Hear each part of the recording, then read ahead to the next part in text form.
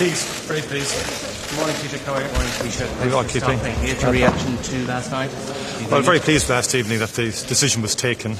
It's a significant decision in terms of the banning of the importation of Russian oil into the European Union, and really accounting for a very significant volume of Russian oil, and that will hit Russia. And I think clearly, there were significant challenges for some member states which had to be taken into account, given their dependency.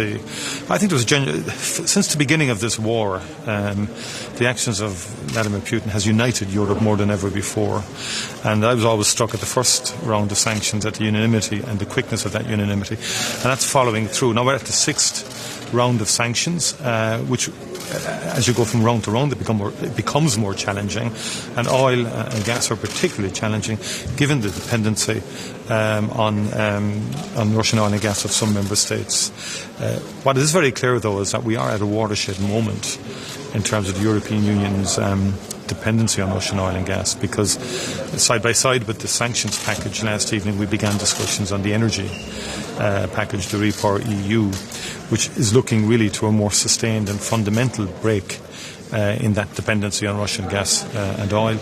And if you dovetail that with our climate change agenda, it is a watershed moment in terms of fossil fuels in general, which will make for fairly rocky territory over the next number of years in terms of pricing around fossil fuels. We cannot get away from that. But on the other hand, what's clear from the presentation from the President of the Commission is that there's a need to double down on renewables, and a lot of focus from the Commission now on the permitting systems within member states, including our own, in terms of renewable energy, and the need to get offshore wind projects in place much sooner than would have been the anticipated timeline for offshore wind energy projects. So that's something that in the round is a significant issue. But last evening was good to get unanimity again on this question, to get agreement, and people worked hard to do that. You spoke about rocky times ahead, Taoiseach. Does this mean that we've seen made permanent now high prices for diesel and petrol at the pumps for the foreseeable future? And what does that mean in terms of knock-on inflation?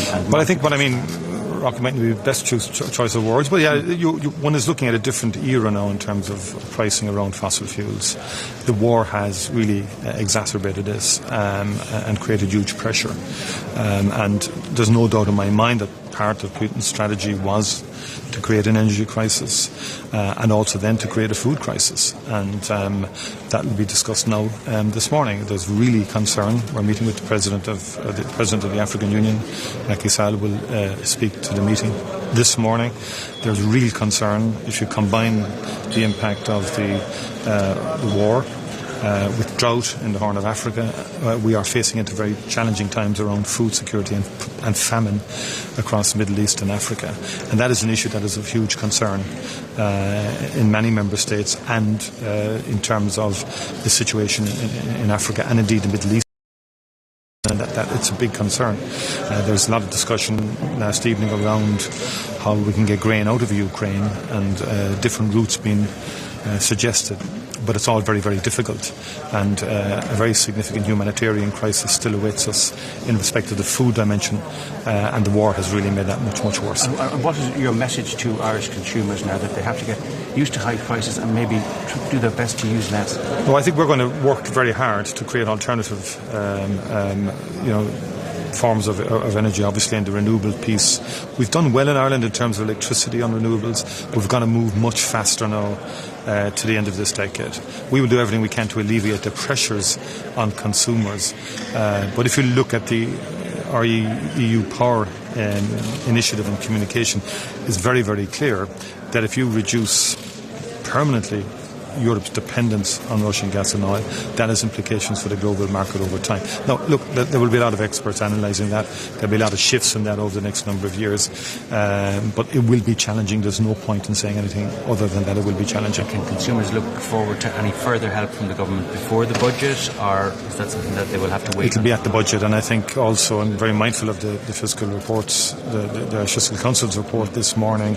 And as I have said, we have initiated exploratory discussions with the social partners around what's collectively the best way as a country to respond to this unique and very challenging set of circumstances, which has created very difficult cost of living issues for people on the ground, and we acknowledge that. So I think we have to be really strategic in terms of how we respond to that, and that's why we've commenced these exploratory talks with unions around pay, but also around other measures in terms of services and how we can, around childcare, education, health and housing in particular, that we can arrive at an agreement that doesn't make the situation worse from an inflationary point of view.